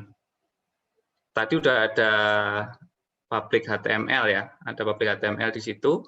Nah, itu kalau tidak kita utak-atik, ini jangan abaikan file yang banyak dan apa ya kalau bahasa Jawanya itu pating apa ya, ya banyak lah ya, banyak.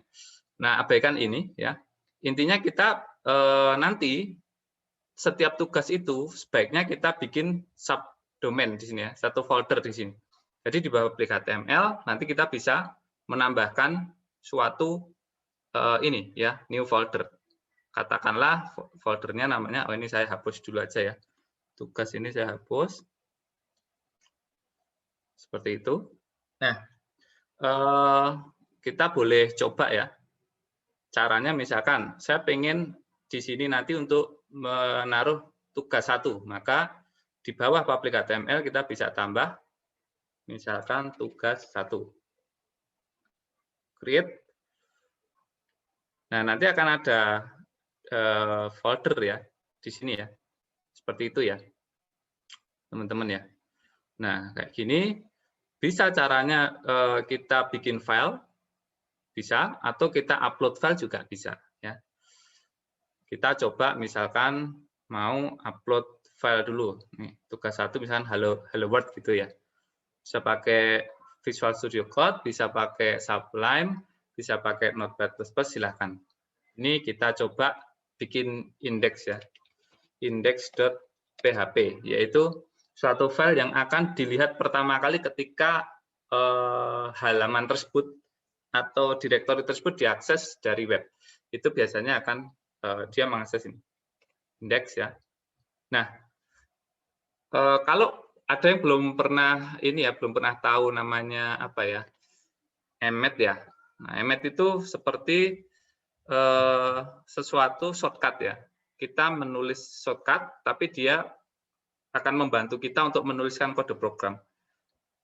Kalau kalian mau coba, ini kalau mau kita membuat sebuah dokumen HTML, maka tinggal kita tulis saja ini ya, namanya tanda apa ini? Tanda seru ya, tanda seru, kemudian kita enter. Nah, maka akan ada dia akan membuatkan ya struktur dokumen HTML-nya gitu ya. Kita bisa tulis di sini misalkan mencoba hello world dulu ya. Hello world. Nah, seperti ini. Sudah, kita save. Caranya bagaimana tadi? Caranya dengan cukup mengetik tanda seru ya. Cukup mengetik tanda ini, kemudian ketik bukan ketik ya, tapi ditekan enter. Dia akan membuat sendiri ya. Hello world. Biar hostingnya kita tahu berhasil atau enggak, nah kita coba aja. Ini kita hosting ya, teman-teman ya. Atau kita coba dulu di sini deh. Berarti localhost /psga 2021 tadi apa? Online ya. Oh, 2021-nya pakai underscore. Itu online. Nah, ini adalah hello world ya. Ini ada hello world. Kalau kita buka kanan, view page first kan sama dengan yang tadi yang kita tulis ya. Seperti ini. Oke, ini kita coba uploadkan ke sini ya. Caranya adalah ini ya. Ini ada awan ya, seperti menuju ke awan ya. Ada tanda panah menuju ke awan, kita klik saja, kita pilih file. Kemudian ada mana ya? Sini. Docs. Di VSGA ya. Nah, ini. Nah, ini index ini kita upload.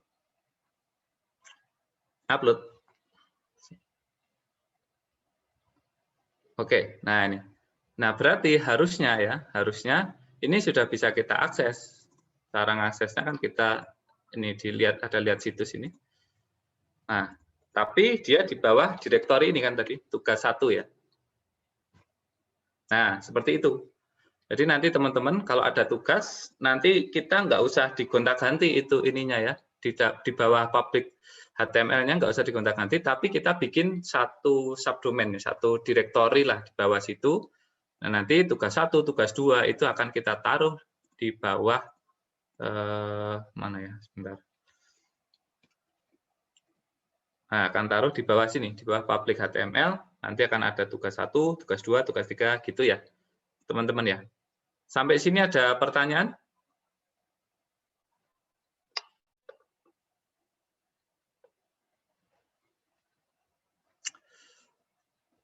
Silahkan ditanyakan. Atau ada yang mau share screen kalau sudah jadi tadi?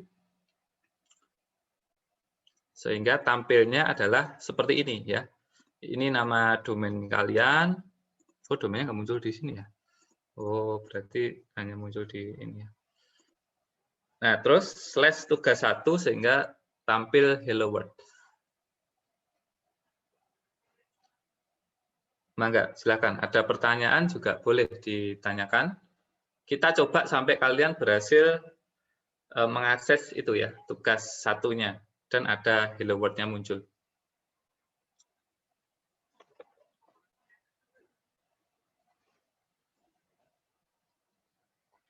Silakan.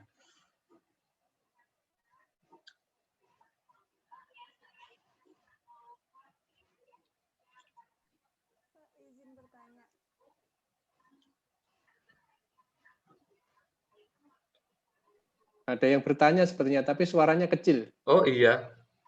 Saya pikir tadi dari mana suara itu? Benar ya, ada yang bertanya ya? Iya, kedengeran nggak? Ya, nah, ini lebih ini. Baik. Mangga. Kan kalau misalnya udah kita upload nih, terus mau kita ubah lagi, terus itu gimana, Pak? Harus dihapus dulu kah? Ya, betul. Makanya saya di sini kalau teman-teman lihat saya itu pating apa ya?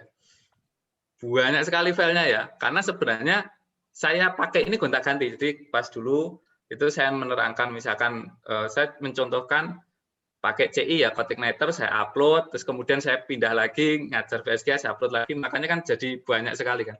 Nah itu intinya gini, intinya ya ini bisa kita sesuaikan gitu ya. Kalau ini kan utama ya, sama seperti htdocs, kita punya htdocs di bawah plus, di bawah persis.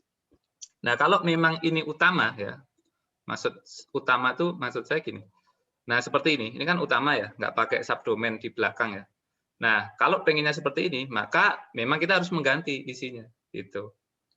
Tapi karena kita itu kan tugasnya banyak ya, dan saya pengen punya track sejarah, bisa melihat tugas 1, tugas 2, tugas 3, tugas 4 dan sebagainya, maka kita jangan taruh di bawah public HTML pas, tapi kita bikin aja folder di dalamnya, gitu ya. Nah, di sini kita bikin tugas 1, nanti bikin lagi aja tugas 2 gitu ya. Tugas 2 dan sebagainya. Pak, nanti CSS sama itunya saya kira nggak sampai 300 mega lah ya. Ya dikopikan lagi aja. Kalau ada CSS, dikopikan ke sini gitu ya. Jadi saling independen. Ininya mah tetap di bawah public HTML, biarin aja kosong gitu ya. Kalau di slide ya berarti paling munculnya ya kayak gini tadi, yang ini. Kayak gini, biarin aja sudah itu. Tapi kalau arah pertanyaannya adalah Pak, saya ingin memodifikasi itu. Saya misalkan sudah saya upload Pak, kebetulan saya ada perubahan, modifikasi. Caranya bagaimana Pak? Nah, ada kasus kasus pertama perubahannya cukup minor. Berarti kalau perubahannya cukup minor, misalkan saya cukup mengedit filenya saja. Misalkan di tugas 1, salah ya sudah tinggal klik kanan edit. Ini ada edit ini. Edit. Ya, kita bisa edit langsung di sini. Hello World 2. Nah, seperti itu ya. Tentunya Pak, apakah langsung mengedit online di situ? Ya, kalau perubahannya sangat kecil bisa kan? Atau perubahan yang kedua, mungkin saya perlu mencoba dulu ngotak-ngatik di sini dulu. Kalau sini sudah selesai, ya berarti silahkan. Ini dihapus, ini berarti ini saya hapus, saya upload ulang lagi, gitu. Saya upload lagi aja yang tadi, indeks tadi. Kalau perubahannya banyak, ya seperti itu. Termasuk juga kalau misalkan melibatkan ini ya, kasusnya itu biasanya gini. Anaknya aplikasinya sudah jadi lengkap, begitu kita upload, Pak, ini ada yang perbarui. Bagian mana saja yang diperbarui? Banyak Pak. Nah itu kan pusing kita ya. Ya sudah, mau nggak mau itu ya di-deletein aja. Deletein aja, kita upload ulang kembali. Seperti itu. Jadi file yang lama dihapus. Tapi kalau saya sih biasanya saya simpan di sini, saya punya backupnya nih. Jadi kalau saya perlu ini, saya kembalikan lagi. Jadi ini saya bikin satu folder, namanya backup atau apalah. Nanti saya masukin ke semua dulu ke situ. Nah nanti tinggal diupload ulang di bawah public HTML-nya itu. Kira-kira seperti itu. Apakah menjawab ya? Ya, menjawab Pak. Makasih Pak. Ya. Ada lagi teman-teman?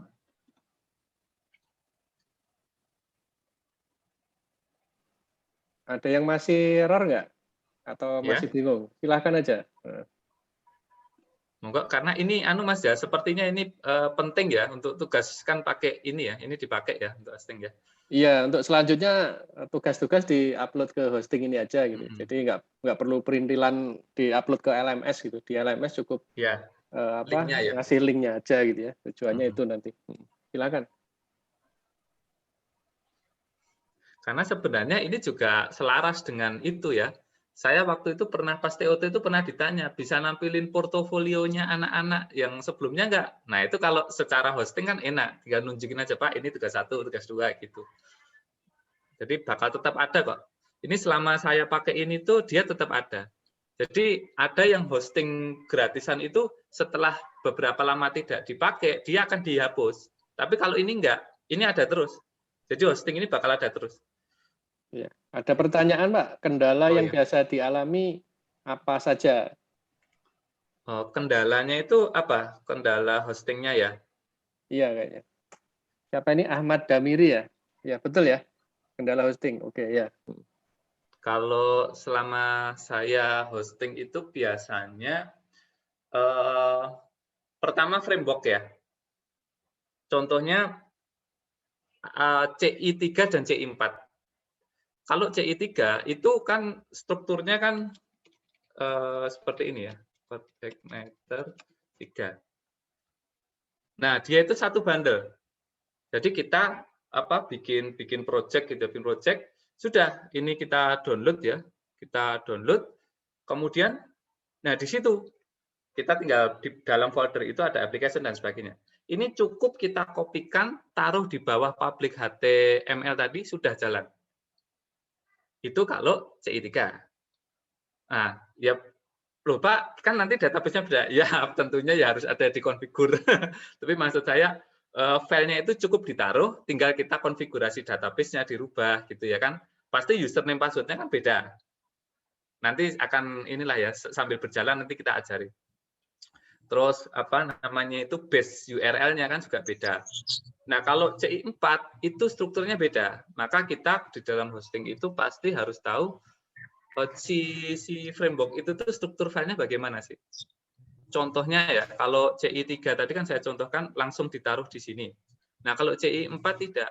Jadi ada yang dokumen publiknya itu kita taruh di bawah public HTML, sisanya yang apps, terus ada sistem dan sebagainya itu kita taruh di luar itu. Nah, nanti di dalam public HTML-nya kita kita harus menyesuaikan strukturnya root-nya yang aplikasi itu ada di sini gitu. Memang berbeda. Kedua, biasanya hostingnya itu kadang kita lupa konfigurasi database, error. Nah, biasanya sih errornya karena itu. Jadi konfigurasi database dipastikan sudah menggunakan konfigurasi yang ada di sini.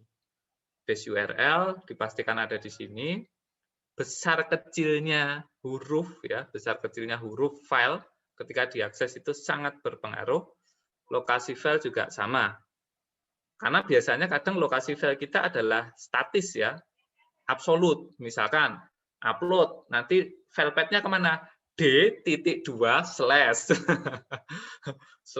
web slash terus /web semester 1 slash trf taruh di situ. Itu kan statis. Nah, nggak boleh kan? Makanya kita pakai relative path ya. Nah, seperti itu tuh biasanya.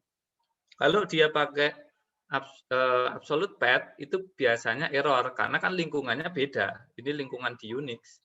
Struktur foldernya di tempat yang baru, di server yang baru pastinya beda dengan yang tempat yang lama. Kayak gitu. Itu biasanya sih ininya ya, yang saya pernah alami, kesulitan saya ada di situ ya. Biasanya kalau diminta hosting, teman-teman itu kadang nggak nggak ngikutin yang sudah distandarkan di framework itu, huruf besar, huruf kecil. Wah, itu ya kalau dia hanya 1-2 file nggak apa-apa, tapi filenya banyak itu biasanya waduh, saya harus ganti semuanya gitu ya. Nama filenya harus saya ganti semuanya. Dicek lagi di dalamnya ya, modelnya juga kadang nulisnya huruf besar, huruf kecil semua. Nah, itu biasanya di situ. Mungkin itu, atau Mas Jiji barangkali ada pengalaman lain bisa ditambahkan. Ya, kalau kendala hosting biasanya yang pernah saya alami dulu ini, ketika saya menjalankan skrip atau program yang dia dieksekusi secara secara kontinu, misalkan sejam sekali atau 5 jam sekali gitu ya. Kebetulan yang namanya program itu kan data itu makin lama makin banyak itu. Nah, itu makin berat. Jadi istilahnya resource atau sumber daya hostingnya itu banyak terpakai oleh program yang saya upload tadi gitu ya.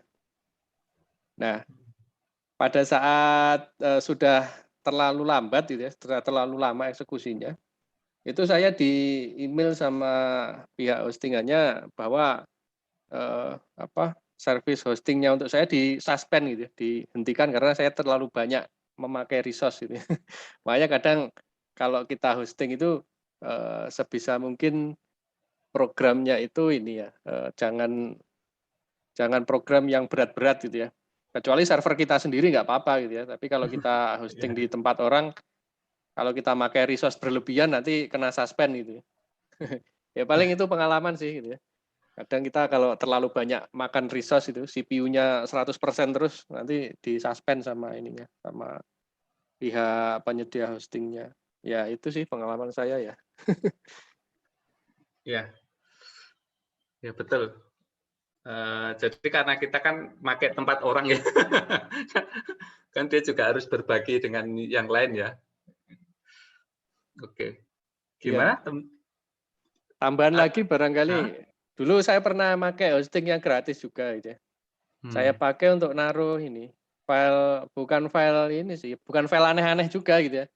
Filenya untuk ini PHP tapi isinya data dalam bentuk JSON. Tahu JSON nggak ya?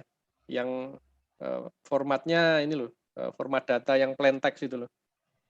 Kan saya ngembangin aplikasi Android juga itu waktu itu gitu ya. Itu saya pakai hosting gratis. Nah, kemudian JSON-nya saya taruh di hosting gratis tadi. Nah, berapa minggu kemudian ternyata disuspend juga itu.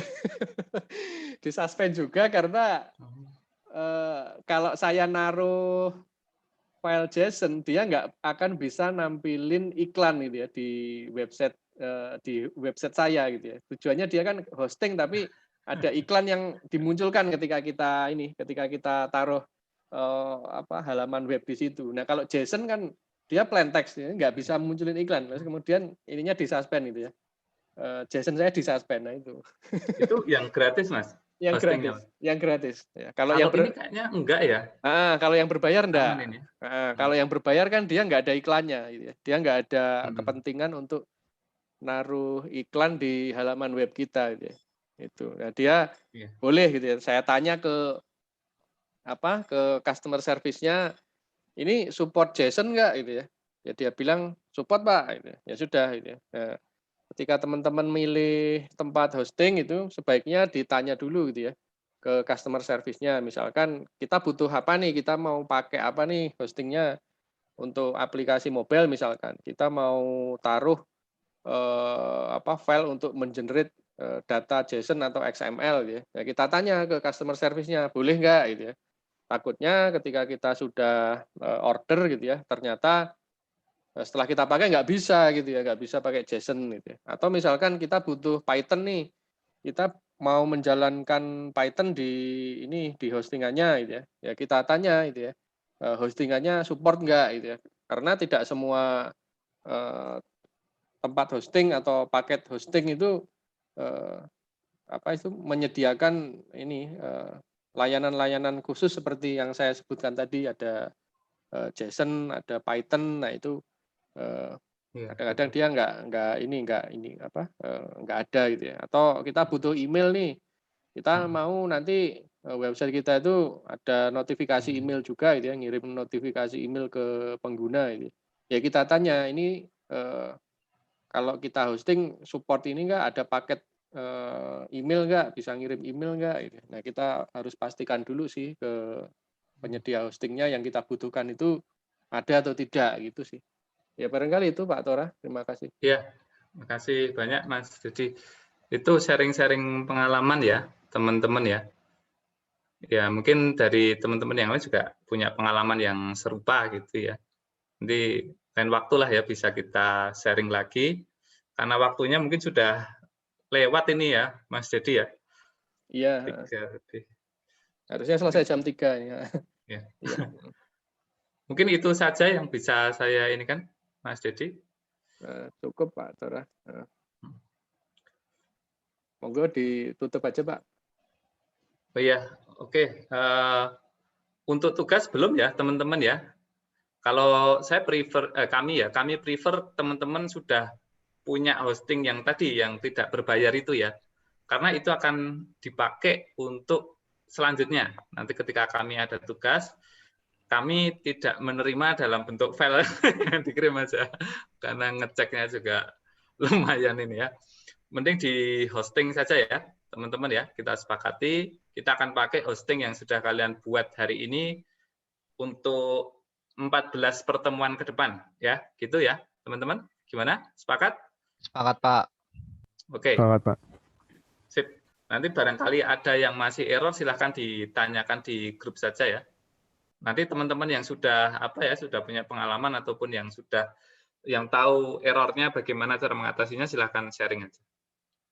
Mungkin itu ya Mas Fahril ya, Fahril. Barangkali dari kami cukup, Mas. Iya, makasih. Ya Pak. Paling ini ya, sebelum ditutup, teman-teman yang belum absen, sama Bapak juga, Pak Dedi untuk Faktora yang mengajar, silahkan mengisi presensi. Paling itu aja dari saya, Pak. Oke. Baik. Berarti kita bisa mengakhiri ini ya, teman-teman ya. Ya, baik. Kita tutup untuk pertemuan hari ini. Kita bertemu lagi besok ya, teman-teman ya. Jam 13.30 ya. Ya, baik. Wabillahi taufik wal hidayah. Assalamualaikum warahmatullahi wabarakatuh. Waalaikumsalam warahmatullahi wabarakatuh. Ya, teman-teman. Terima kasih banyak, Pak. Terima kasih banyak, Pak.